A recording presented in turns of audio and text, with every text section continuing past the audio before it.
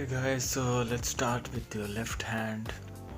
Your wrist, you have to twist your wrist a bit like a wave. You have to make a wave with your fingers and then take your hand, move on your forearms and then on your shoulder.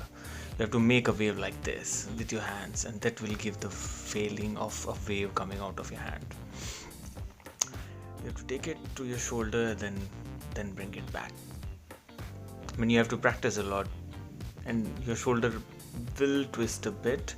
I mean, when I say twist, it's not twist, but yeah, twist a little bit. Going on to the other side, it's the same. With your right hand, you have to again make a wave with your wrist like this. Make a wave with your fingers, then your wrist, and then take it to your forearms, and then to your arms, and then to your shoulder. See, we have bones, so it's not flexible. You have to make look like a wave. Your body is not wavy, so it's all bones. So now doing it on straight, don't move your neck, your head for now. Just do it with your hands. Like I said, make a wave with your fingers, then your wrist, take it to the forearms and then to your arms. And now try to do both the waves at one go.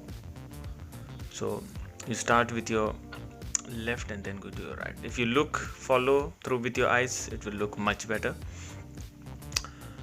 It will look like you're following the wave. And yeah, that's it.